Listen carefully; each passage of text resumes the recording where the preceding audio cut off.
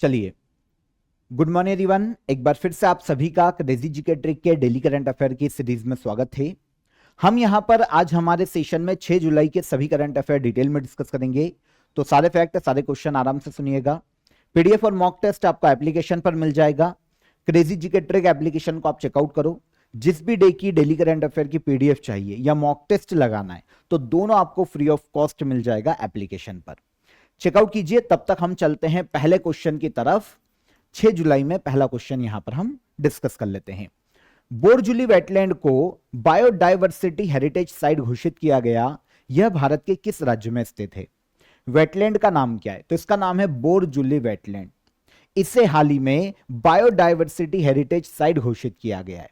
यह साइट हमको देखने को मिलती है भारत के असम राज्य में। असम में एक जिला है जिसका नाम है सोनितपुर जिला, असम में। यहां पर बोरजुली वेटलैंड है। इसे बायोडायवर्सिटी हेरिटेज साइट घोषित किया है नेशनल बायोडायवर्सिटी अथॉरिटी ने। देखिए, एक्चुअल में इस वेटलैंड में एक वाइल्ड राइस की एक किस्म पाई जाती है। आज जो हम चावल उगाते हैं उसके एंसेस्टर माने जाते हैं ये जो वाइल्ड राइस की प्रजाति है यहां पर, ये इसका नाम है ऑर्जा रूफी पोगोन, है ना। पर्टिकुलर ये जो वाइल्ड राइस है इसका नाम है। तो इसके प्राकृतिक आवास है, तो इनका संरक्षण किया जाना जरूरी है ताकि इन फ्यूचर हम इनकी सहायता से आगे जो रेसिलिएंट मतलब क्लाइमेट रेसिलिएंट राइस है उसकी वैरायटी को विकसित कर पाए। तो क्योंकि ये एंसेस्टर हैं, पूर्वज हैं आज की चावल की प्रजाति के, तो इनको संरक्षित किया जाना जरूरी है। और ये देखने को मिलते हैं बोरजुली वेटलैंड में। अच्छा, चावल की प्रजाति का नाम क्या है जो वाइल्ड राइस यहां पर पाया जाता है? ऑर्जा रूफी पोगोन। अलग सा नाम है क्योंकि पूर्वोत्तर भारत में पाया जा रहा है, ठीक है। तो यहां पर जो चावल मिलता है वर्तमान के चावल के पूर्वज हैं या फिर एंसेस्टर हैं। अब किसी भी क्षेत्र को बायोडायवर्सिटी हेरिटेज साइट का दर्जा क्यों दिया जाता है, पहले तो हम ये समझे। ऐसे किसी भी रीजन को, क्षेत्र को यह दर्जा दिया जाता है जो कि रेयर है, इकोलॉजिकली इंपॉर्टेंस उसका देखने को मिलता है, या फिर यूनिक बायोडायवर्सिटी वहां पर पाई जाती है। कोई भी अगर यूनिकनेस है उसकी, अगर हम बायोडायवर्सिटी के पॉइंट ऑफ व्यू से देखें तो ऐसे क्षेत्र को कंजर्वेशन किया जा सके, उनका संरक्षण किया जा सके, इसलिए बायोडायवर्सिटी हेरिटेज साइट ऐसे क्षेत्रों को घोषित किया जाता है। तो यहां पर जो वाइल्ड राइस की किस्म है ना, ये कीट से खुद को बचाने में सक्षम है, किसी भी डिसीज से खुद को बचाने में सक्षम है, फ्लडिंग वाले क्षेत्र में लवणता के प्रति भी ये अपने आप को संभाले रखे हुए हैं, इनसे खुद की रक्षा कर सकती है। अगर हम इनको सेफ रखते हैं, इनको सेव करते हैं, इनका प्रोटेक्शन करते हैं, तो इन फ्यूचर हम भी क्लाइमेट रेसिलिएंट राइस वैरायटी को विकसित कर पाएंगे, है ना। जो हमारे, तो ये एक जेनेटिक रिसोर्स माना जाता है विकसित करने के लिए। आगे चलकर कोई भी हमको जीनोम तरीके से अगर राइस की कोई किस्म को विकसित करना है तो उसके लिए ये हमारे लिए प्राइमरी चीज हो जाएगी कि हम इसके जेनेटिक्स का यूज करके नई राइस की कोई भी किस्म डेवलप कर पाएंगे। तो इसीलिए इसे बायोडायवर्सिटी हेरिटेज साइट का दर्जा दिया गया है जहां पर ये राइस पाए जाते हैं। और इस वेटलैंड का नाम है बोरजुली वेटलैंड। कहां पर? असम राज्य में। देखिए, किसी भी क्षेत्र को बायोडायवर्सिटी हेरिटेज साइट यह घोषित किया जाता है बायोलॉजिकल डायवर्सिटी एक्ट 2002 के तहत। इसका एक सेक्शन है, सेक्शन 37, इसके तहत। ओके। मॉडिफाइड उड़ान स्कीम के लिए केंद्र सरकार द्वारा कितना बजट आवंटित किया गया है? अच्छा, उड़ान स्कीम का नाम कभी सुना होगा आपने? क्या थी यह स्कीम? यह स्कीम आई थी एक्चुअल में 2016 में। इसका नाम है उड़ान स्कीम। उड़े देश का आम नागरिक, है ना। हम जैसे गरीबों के लिए, है ना, जो गवर्नमेंट है वो लेकर आई थी एक स्कीम, उड़ान स्कीम, कि भाई देश का जो आम नागरिक है ना, जो मिडिल क्लास वर्ग है, वो भी एरोप्लेन में यात्रा कर पाए, है ना, हवाई जहाज में यात्रा कर पाए। तो सबसे पहली बार उड़ान स्कीम को लाया गया था 2016 में, 10 सालों के लिए आई थी। अब मॉडिफाइड उड़ान स्कीम को लॉन्च किया गया है केंद्र सरकार के द्वारा आगे आने वाले 10 सालों के लिए, और इसका बजट रखा गया है 28,840 करोड़ रुपए। समझ में आया? तो उड़ान का फुल फॉर्म क्या है? उड़े देश का आम आदमी या आम नागरिक। तो मॉडिफाइड उड़ान स्कीम अभी आई है 2026-27 के फाइनेंशियल ईयर से लेकर 2035-36 के फाइनेंशियल ईयर तक 10 वर्षों के लिए यूनियन कैबिनेट ने इसे मंजूरी दी है। इसके तहत रीजनल एयर कनेक्टिविटी को मजबूत करना इसका मेन उद्देश्य है। छोटे शहर या फिर जो दूरस्थ क्षेत्र हैं उनको एयर सर्विसेज से जोड़ना, इसलिए इस स्कीम को पहली बार 2016 में लाया गया था और अब 2026 में इसी के मॉडिफाइड वर्जन को पेश किया गया है और इसका बजट रखा गया है आगे आने वाले 10 सालों के लिए 28,840 करोड़ रुपए। इस योजना के तहत देश में 100 जो एयर स्ट्रिप्स हैं उनको उड़ान एयरपोर्ट के रूप में विकसित किया जाएगा। 200 नए हेलीपैड्स का निर्माण किया जाएगा। क्षेत्रीय हवाई अड्डों और एयरलाइंस को फाइनेंशियल हेल्प दी जाएगी गवर्नमेंट के द्वारा और जो एयरलाइंस कंपनी है उनके लिए 10,000 करोड़ से अधिक की वेबिलिटी गैप फंडिंग का यहां पर व्यवस्था की गई है। देखिए अब यहां पर एक और आपको डाउट आएगा कि ये जो वेबिलिटी गैप फंडिंग है ये क्या होती है। देखिए क्या होता है, अब सरकार ने तो बोल दिया कि भाई हम उड़ान स्कीम के तहत एयरपोर्ट बढ़ाएंगे, छोटे छोटे शहरों को कनेक्ट करेंगे, छोटे छोटे एरियाज को कनेक्ट करेंगे। अब अगर वहां पर कोई भी एयरलाइंस कंपनी अपनी फैसिलिटी देती है, वहां से मान लो उड़ानें शुरू करती है, तो वहां से पैसेंजर तो मिलेंगे नहीं शुरुआत में छोटे शहरों से, तो एयरलाइंस को क्या होता है घाटा, तो उस घाटे को बियर करती है फिर गवर्नमेंट। ये होता है वेबिलिटी गैप फंडिंग। जो गैप आ रहा है घाटे का उसको गवर्नमेंट बियर करती है। तो इसकी जो सहायता अवधि है 3 वर्ष से बढ़ाकर 5 वर्ष तक कर दी है गवर्नमेंट ने, अब जो मॉडिफाई उड़ान स्कीम आई है उसके तहत। तो उड़ान स्कीम पहली बार कब आई थी? 2016 में। उद्देश्य आपको समझ में आई गया है। मिनिस्ट्री ऑफ सिविल एविएशन की ये योजना थी और अब इसका सेकेंड फेज लाया गया है आगे आने वाले 10 सालों के लिए। 23 नए जीआई टैग प्राप्त करने के बाद भौगोलिक संकेत पंजीकरण के मामले में पश्चिम बंगाल देश में किस स्थान पर है? तो रिसेंटली पश्चिम बंगाल के 23 प्रोडक्ट को एक साथ जीआई टैग दिया गया है। 23 अलग अलग जो ट्रेडिशनल प्रोडक्ट है पश्चिम बंगाल के उनको जीआई टैग दिया गया और इसके बाद जीआई टैग के मामले में पश्चिम बंगाल जो है देश में तीसरे स्थान पर है। आपको पता है सबसे ज्यादा जीआई टैग्ड प्रोडक्ट वर्तमान में उत्तर प्रदेश राज्य में है 83। सेकंड पर आता है Tamil Nadu, almost 76 GI tagged product है इसके पास। देश में तीसरे सबसे ज्यादा जीआई टैग्ड प्रोडक्ट अब हो गए हैं वेस्ट बंगाल राज्य के पास, जिसके पास टोटल 59 जीआई टैग्ड प्रोडक्ट है। अभी देखिए वैसे तो 23 प्रोडक्ट को पश्चिम बंगाल में जीआई टैग दिया गया है और जीआई टैग में अब ये तीसरे स्थान पर आ गया है जिसके पास सबसे ज्यादा ज्योग्राफिकल इंडिकेशन टैग प्रोडक्ट है। अच्छा, अब सारे 23 तो हम डिस्कस नहीं कर सकते, लेकिन जो 10-12 पूछे जा सकते हैं उनकी हम यहां पर बात कर लेते हैं। ठीक है, शॉर्ट में देख लेंगे। 3 तो व्यंजन है यहां पर। एक है मेचा संदेश व्यंजन है ये पश्चिम बंगाल का, एक जल बोरा संदेश मिठाई एक प्रकार की, और एक मोनोहारा ये भी एक प्रकार की मिठाई है। तो ये 3 तो हो गए मिठाई या व्यंजन। एक शांति निकेतन बाटिक जो कि एक प्रकार की डिजाइन है साड़ियों पर, है ना, और अलग अलग वस्त्रों पर ये की जाती है। एक तारा एक यंत्र है ना, तो इसको दिया गया जीआई टैग। एक बांग्लार नोलन गुड़, ये गुड़ है एक प्रकार का, इसको दिया गया। कनकचूर पॉप्ड राइस चावल की एक किस्म है, इसको दिया गया GI tag. Krishnanagar clay dolls ये एक प्रकार का क्ले डॉल्स हैं, खिलौने बनाए जाते, इसको जीआई टैग दिया गया। सिताल पट्टी ये एक प्रकार का हम बोल सकते हैं कि क्राफ्ट बोल सकते हैं या एक प्रकार का हम है ना कपड़ा ही बोल सकते हैं इसको। सिताल पट्टी इसको दिया गया जीआई टैग। एक बंगाल सिंगिंग बाउल होता है ना, इसको अगर आप घुमाएंगे तो आवाज आएगी इसमें से, तो इसको दिया गया जीआई टैग। एक बालागढ़ बूट्स ये नाव है छोटी छोटी, इनको जीआई टैग दिया गया। और कोलकाता का जो ट्रेडिशनल ज्वेलरी है इनको भी जीआई टैग दिया गया है। तो वैसे तो 23 प्रोडक्ट है, लेकिन यहां पर मैंने आपको कुछ बताए हैं, इन पर एक बार नजर आप डाल सकते हो। आगे आ जाइए। माचा चाय का कमर्शियली प्रोडक्शन करने वाला भारत का पहला राज्य कौन सा बना है? माचा चाय या टी, इसका कमर्शियली प्रोडक्शन करने वाला देश का पहला राज्य बना है असम राज्य। ठीक है, जिसने पहली बार कमर्शियली प्रोडक्शन किया है माचा टी का।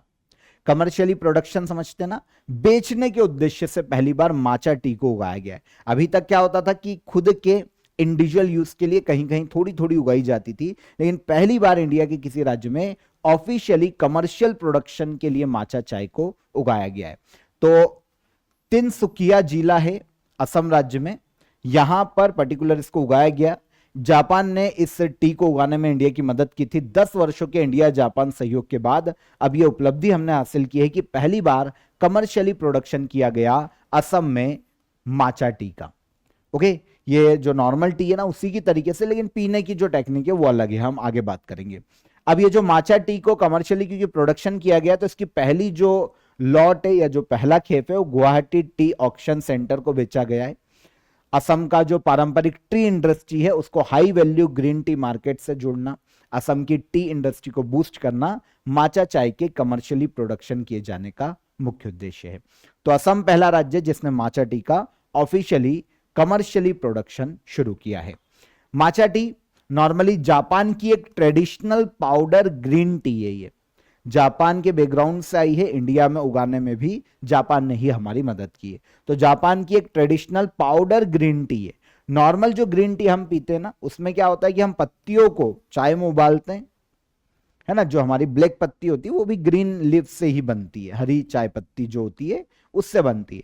हम क्या करते हैं, चाय को छान लेते हैं, पत्ती फेंक देते हैं। लेकिन ये जो है ना माचा टी, इसमें क्या होता है कि पत्तियों का पूरा पाउडर बना लेते हैं और उसको चाय के साथ पूरा पिया जाता है, मिक्स करके दूध में घोलकर पिया जाता है, इसको फेंका नहीं जाता।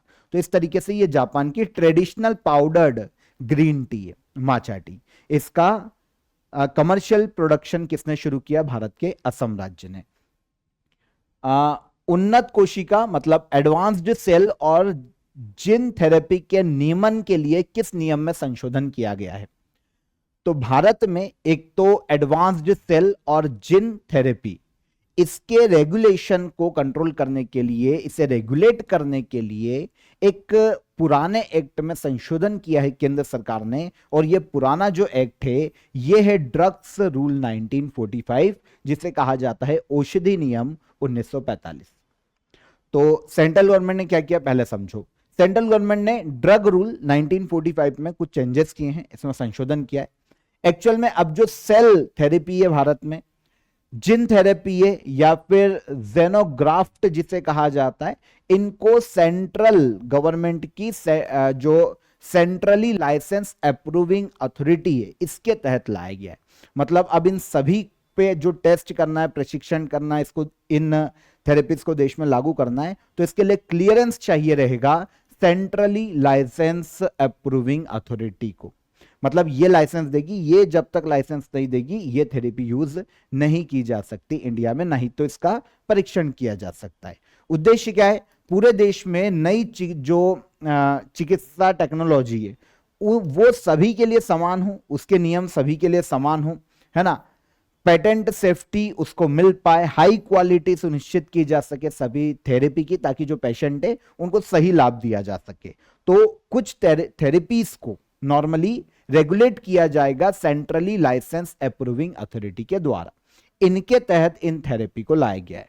सबसे पहले हमने बात की सेल थेरेपी की। तो क्या होता है, शरीर की जो सेल्स होती है ना उसकी मदद से कोई बीमार अंग या जो खराब टिश्यू है उसको ठीक करने वाला इलाज है सेल थेरेपी। एक जैसे ब्लड कैंसर के इलाज के लिए कार टी सेल थेरेपी का यूज किया जाता है, हमने इसको काफी बार डिस्कस किया है, ये नहीं आई है, 1-2 साल ही हुए हैं। एक है जिन थेरेपी, इसमें क्या होता है जिन्स को बदलकर या ठीक करके बीमारी का इलाज किया जाता है। थर्ड होती है जेनोग्राफ्ट, इसमें क्या होता है एनिमल के टिश्यू या अंगों के हिस्सों का यूज करके इलाज किया जाता है ह्यूमन का। जैसे हमने कुछ समय पहले देखा था सुअर के जो हार्ट वॉल्व है वो इंसानों में फिट करके उनकी जान बचाई जा रही। तो इस तरीके से ये जो थेरेपी है ना अब इन सभी को रेगुलेट किया जाएगा, ठीक है ना। तीनों एडवांस मेडिकल प्रोडक्ट्स के निर्माण, परीक्षण, उसकी क्वालिटी है कि नहीं, उसको बिक्री किया जा सकता, सेल किया जा सकता है कि नहीं, इन सभी के अप्रूवल के लिए अब इनको सेंट्रली लाइसेंस अप्रूविंग अथॉरिटी से इनको अप्रूवल मिलेगा, तभी ये देश में लागू की जा सकती है इंडिया के किसी भी हिस्से में, ठीक है। सेंट्रली लाइसेंस अप्रूविंग अथॉरिटी ये केंद्र सरकार की एक बॉडी है, भारत सरकार का एक केंद्रीय लाइसेंस मंजूरी देने वाली अथॉरिटी है। इसका मेन काम ही है कि देश में जो ड्रग है, नई मेडिसिन है, जो कॉस्मेटिक प्रोडक्ट है, उनको मैन्युफैक्चरिंग लाइसेंस की मंजूरी यही संस्था देती है। ठीक है, तो याद रखना, और जिसमें बदलाव किया गया है इनको रेगुलेट करने के लिए, उस एक्ट को भी याद रखिएगा, ड्रग रूल है 1945 के। ठीक है, आप सभी के लिए क्रेजी जीके ट्रिक के एप्लीकेशन पर मानसून सेल शुरू हो गई है, आप इसका फायदा उठाइए। ठीक है ना, अप टू 90% तक ऑफ आपके लिए अभी क्रेजी जीके ट्रिक एप्लीकेशन पर देखने को मिल जाएगा। इसके अलावा अगर आप एसएससी सीजीएल की एग्जाम की प्रिपरेशन कर रहे हैं तो आप हमारे जीएस अस्त्र को ज्वाइन कर सकते हैं। देखिए, काफी स्टूडेंट की डिमांड आती है बार बार कि सर जीएस में हम एसएससी में स्कोर नहीं कर पाते, तो आप इसे ज्वाइन कीजिए। 5 साल के जो प्रीवियस जीएस के क्वेश्चन है उनको एनालिसिस करके पूरी थ्योरी तैयार की गई है। यहां पर जो भी relevant question in future exam में पूछे जा सकते हैं वो सभी आपको थ्योरी सेक्शन में मिल जाएगा। 3 साल के आपको प्रीवियस ईयर के जो जीएस के क्वेश्चन पेपर है वो यहां पर मिल जाएंगे। इवन एसएससी सीजीएल के जो प्रीवियस ईयर के पीवाईक्यूज है वो सब आपको इसमें एड ऑन किए गए हैं, तो ज्वाइन कीजिए, ये आपको काफी मदद करेगा। ये भी अभी आपको काफी अफोर्डेबल प्राइस में मिल जाएगा। ठीक है, और सभी कोर्सेस वैसे अप टू 90% तक ऑफ में है, तो एक बार एप्लीकेशन को चेकआउट कीजिए। डेली करंट अफेयर की पीपीटी, मॉक टेस्ट, पीडीएफ आपको वहीं पर मिल जाएगी। चलिए आगे आ जाएंगे। जूलॉजिकल सर्वे ऑफ इंडिया द्वारा जारी रिपोर्ट के अनुसार वर्ष 2025 में भारत के जीव डेटाबेस में कितनी नई पशु प्रजाति जोड़ी गई है? तो एक सर्वे आया है जूलॉजिकल सर्वे ऑफ इंडिया, इसकी एक रिपोर्ट आई है। इसमें बताया गया है कि लास्ट ईयर 2025 में भारत का जो जीव डेटाबेस है, जिसे कहा जाता है फ्योनल डेटाबेस, इसमें जीवों की या पशुओं की 709 नई प्रजाति को एड ऑन किया गया है। यहां पर 2 रिपोर्ट है, एक जीवों के डेटाबेस की भी है और एक पौधों और वनस्पतियों का डेटाबेस की भी है। तो जूलॉजिकल सर्वे ऑफ इंडिया ये पशु पक्षी प्राणियों में है ना रिसर्च संरक्षण का काम करता है, और एक बॉटनिकल सर्वे ऑफ इंडिया ये पेड़ पौधे वनस्पतियों पर प्रशिक्षण और रिसर्च वगैरह का काम करता है। तो इनकी 2 रिपोर्ट आई है, एक है एनिमल डिस्कवरी रिपोर्ट 2025 की और एक है प्लांट डिस्कवरीज 2025, दोनों संस्थाओं की। देखिए, एनिमल डिस्कवरी रिपोर्ट जो होती है ना, इसमें 2 प्रकार की चीजों को ऐड ऑन किया जाता है। इसमें पहली चीज तो ये ऐड किया जाता है कि एक वर्ष में भारत में कितनी नई जानवर की प्रजाति खोजी गई। कीट हो सकता है, जानवर हो सकता है, कुछ भी हो सकता है। 2 प्रकार की होती है, एक तो न्यू टू साइंस, मतलब वर्ल्ड में कभी नहीं खोजी गई और दुनिया में पहली बार ही इंडिया में मिली, और एक होता है न्यू रिकॉर्ड फॉर इंडिया, मतलब स्पीशीज दुनिया में तो थी, इंडिया में पहली बार खोजी गई। ये 2 कंडीशन होती है। अभी जो 2 रिपोर्ट आई है, एक है एनिमल स्पीशीज के लिए फ्लोरल डेटाबेस, एक है फ्योनल डेटाबेस जो कि एनिमल स्पीशीज के लिए, और एक है फ्लोरल डेटाबेस जो कि प्लांट और वनस्पति पेड़ पौधे इनके लिए। ठीक है, तो ये 2 रिपोर्ट है। अब देखिए, इस रिपोर्ट को जो हमारे केंद्रीय पर्यावरण मंत्री है भूपेंद्र यादव, इन्होंने लॉन्च किया था कोलकाता में। जो फ्यूनल रिपोर्ट है या फिर जिसको हम बोल सकते हैं फ्यूनल डेटाबेस, ओके, इसमें बताया गया है कि अभी वर्ल्ड में इंडिया में इस रिपोर्ट में या इस डेटाबेस में 1,06,000 स्पीशीज है जीव जंतुओं की। अभी जो 2025 में एड ऑन की गई है नई, वो 709 है। और वहीं पर जब हम फ्लोरल डेटाबेस की बात करते हैं तो इसमें 2025 में 353 नए प्लांट की स्पीशीज को ऐड ऑन किया गया है। समझ में आया? दोनों में डिफरेंस है। एनिमल स्पीशीज कितनी जुड़ी है? 709, और वहीं पर प्लांट स्पीशीज की बात करते हैं तो ये 353 ऐड ऑन हुई है। फ्यूनल डेटाबेस में अब हमारे पास 1,06,000 स्पीशीज है जीवों की। भारत में दुनिया की कुल फ्यूनल डाइवर्सिटी, मतलब जीव जंतु की जितनी भी प्रजाति है वर्ल्ड में, उसका लगभग 5.3% है इंडिया में पाई जाती, मतलब ये इंडिया का हिस्सा है। जूलॉजिकल सर्वे ऑफ इंडिया, जैसा कि मैंने आपको बताया, जीव जंतु के सर्वेक्षण, उन पर रिसर्च संरक्षण के लिए एक नेशनल बॉडी है। 1916 में स्थापना की गई, वेस्ट बंगाल के कोलकाता में इसका हेडक्वार्टर है। सेकेंड है बॉटनिकल सर्वे ऑफ इंडिया, पेड़ पौधों के संरक्षण, उन पर सर्वे रिसर्च करना, इसके लिए ये सबसे बड़ी नेशनल बॉडी है। 1890 में इसकी स्थापना की गई थी और इसका हेडक्वार्टर भी वेस्ट बंगाल के कोलकाता में देखने को मिलता है। भारतीय अक्षय ऊर्जा विकास एजेंसी, जिसे इंग्लिश में देखना पड़ेगा हमको क्योंकि ईडा का फुल फॉर्म यहीं से समझ में आएगा, Indian renewable energy development agency, इसके नए अध्यक्ष और प्रबंध निदेशक, चेयरमैन और मैनेजिंग डायरेक्टर के रूप में किसे एडिशनल चार्ज सौंपा गया है? तो भारत में IRDA, Indian renewable energy development agency, इसके चेयरमैन और मैनेजिंग डायरेक्टर का जो अतिरिक्त प्रभार है वो विजय कुमार मोहंती को सौंपा गया है। किसको सौंपा गया? विजय कुमार मोहंती। आपको पता है वैसे विजय कुमार मोहंती जो है ना, वो एडा में जो फाइनेंस सेक्शन है ना उसके डायरेक्टर और इसके अलावा चीफ फाइनेंशियल ऑफिसर। अब इनको एडिशनल चार्ज दिया गया है क्योंकि अभी प्रदीप कुमार दास का कार्यकाल खत्म हो गया 30 जून 2026 को। प्रदीप कुमार दास ये एडाई के या एडा के चेयरमैन और मैनेजिंग डायरेक्टर के पद पर थे। इनका कार्यकाल 30 जून को खत्म हुआ, तो अब एडिशनल चार्ज जब तक नई नियुक्ति नहीं होती है, एडिशनल चार्ज 3 महीने के लिए दिया गया है विजय कुमार मोहंती को। ठीक है, Indian renewable energy development agency के चेयरमैन और मैनेजिंग डायरेक्टर का 3 महीने ये पद संभालने वाले हैं। एडा, Indian renewable energy development agency, ये जो संस्था है ना भारत की एक नवरत्न पीएसयू है। ये भारत में रिन्यूएबल एनर्जी प्रोजेक्ट के लिए फाइनेंशियल हेल्प प्रदान करने का काम करती है। इसकी स्थापना 1987 में की गई, हेडक्वार्टर है इसका नई दिल्ली में। US India strategic partnership forum global leadership award 2026 से किससे सम्मानित किया गया है? तो देखिए एक ये फोरम है, समझ लो ये एक एनजीओ की तरह ऑर्गेनाइजेशन है। ठीक है, US India strategic partnership forum, इसके द्वारा हर साल एक अवार्ड दिया जाता है जो भी इंडिया और यूएसए के रिलेशनशिप को आगे बढ़ाने के लिए, ट्रेड को आगे बढ़ाने के लिए और दोनों देशों के रिलेशन में योगदान देने के लिए काम करता है, उसको पर्टिकुलर इस फोरम का ग्लोबल लीडरशिप अवार्ड दिया जाता है। तो 2026 में ग्लोबल लीडरशिप अवार्ड दिया गया है सुनील भारती मित्तल को। ओके, आंसर हो जाएगा हमारा answer T. US India strategic partnership forum, इसकी एनुअल समिट का आयोजन किया जा रहा था। 9th लीडरशिप समिट है, ये एनुअल समिट है वॉशिंगटन डीसी यूएसए में, और यहीं पर भारतीय इंटरप्राइजेस के संस्थापक और अध्यक्ष हैं सुनील भारती मित्तल। इनको 2026 का ग्लोबल लीडरशिप अवार्ड दिया गया है।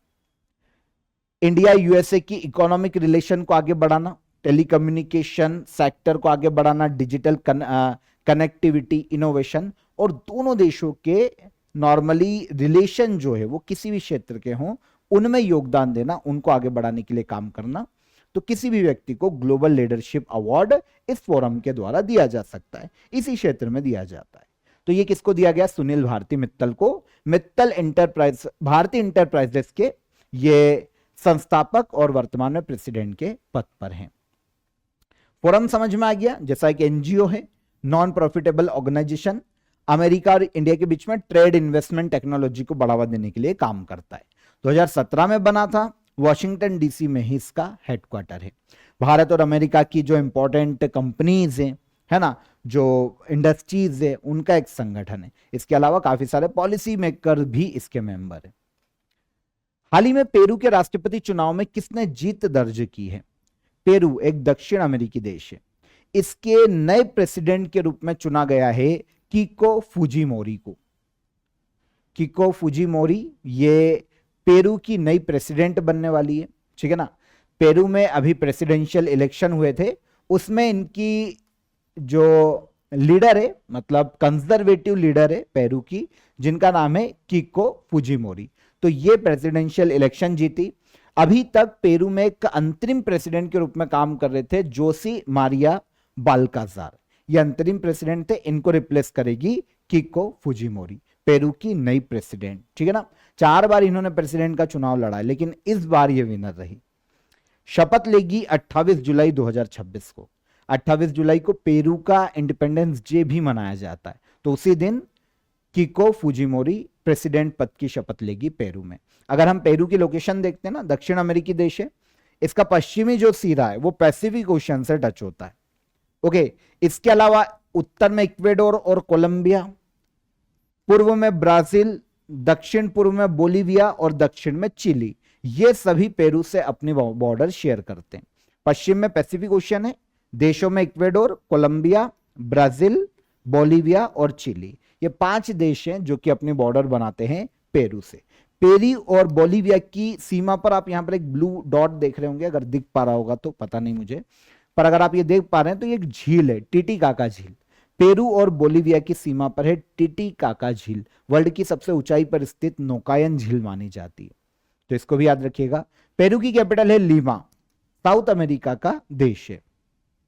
अगर इसका कुछ फैक्ट देखें इंपॉर्टेंट, तो अमेजन रिवर जो है, अमेजन नदी, जो कि वर्ल्ड की सबसे बहाव क्षेत्र के चौड़ाई के आधार पर सबसे चौड़ी नदी है वर्ल्ड की, इसका उद्गम पेरू के ही एंडीज पर्वतमाला क्षेत्र से होता है ना। अमेजन रेन फॉरेस्ट का लगभग आधा भाग पेरू में फैला हुआ है, और एरिया वाइज देखें तो ब्राजील और अर्जेंटीना के बाद दक्षिण अमेरिका महाद्वीप का तीसरा बड़ा देश है पेरू। ठीक है, वैज्ञानिक रूप से आयु निर्धारित विश्व का सबसे पुराना बरगद कहां पाया गया है? तो साइंटिफिकली एक ऐसा बरगद का पेड़ जिसकी आयु निर्धारित है, साइंटिफिकली जिसकी एज पता है, ऐसा वर्ल्ड का सबसे पुराना बरगद या बनियान ट्री, ये पाया गया है बिहार के मुंगेर में। बिहार के मुंगेर में एक बनियान ट्री है जिसकी एज है 700 साल, मतलब ये 700 साल पुराना एक बरगद का पेड़ है, तो इसे याद रखिएगा। ठीक है ना, वर्ल्ड का सबसे पुराना बनियान ट्री से घोषित किया गया है। रेडियो कार्बन डेटिंग के माध्यम से इसकी एज का पता लगाया गया है, तो वर्ल्ड का सबसे पुराना बरगद का पेड़, ठीक है, कहां पर है? तो ये बिहार के मुंगेर में देखने को मिलेगा। तो आयु निर्धारण की एक टेक्निक है, एक टेक्नोलॉजी है जिसे रेडियो कार्बन डेटिंग के नाम से पुकारा जाता है। इस तकनीक से इसका आयु को जांचा गया है और पता चला है कि इसकी एज 700 साल है। देखिए यहां पर रेडियो कार्बन डेटिंग में आपको पता होना चाहिए कि रेडियो कार्बन डेटिंग जो है एक साइंटिफिक टेक्नोलॉजी है जिसके माध्यम से जो ऑर्गेनिक मटेरियल होते हैं उनकी आयु का पता लगाया जाता है। जैसे फॉर एग्जांपल पेड़, लकड़ी, हड्डी, है ना, अन्य जो ऑर्गेनिक मटेरियल है, तो इनकी एज को पता लगाने के लिए इस टेक्नोलॉजी का यूज किया जाता है। इसमें क्या होता है, कार्बन 14 नामक एक रेडियो एक्टिव तत्व की मात्रा को मापा जाता है। इन सभी चीजों में कार्बन 14, ये क्वेश्चन आता है किसको मापा जाता है? कार्बन 14, इसे कहा जाता है रेडियो कार्बन डेटिंग पद्धति। वृक्ष की एज का या फिर ऐसी जो ऑर्गेनिक मटेरियल है उसकी एज का पता लगाने के लिए इस टेक्निक का यूज किया जाता है। जितना कम कार्बन 14 बचा होता है किसी भी प्रोडक्ट में, मतलब प्रोडक्ट बोल रहा हूं, किसी भी ऑर्गेनिक मटेरियल में, समझ लो वो उतनी ज्यादा पुरानी है ना। तो ये एक टेक्नोलॉजी, और इसी के माध्यम से इस बरगद के पेड़ की हमको आयु पता है। ये वर्ल्ड का सबसे पुराना बरगद का पेड़ है बिहार के मुंगेर में। ठीक है, तो यहां पर 6 जुलाई के सभी करंट अफेयर हमने डिटेल में डिस्कस किए। अब हम चलते हैं लास्ट डे के करंट अफेयर को रिवाइज कर लेते हैं। किस राज्य को 8 नए ज्योग्राफिकल इंडिकेशन टैग दिए गए थे? हिमाचल प्रदेश राज्य।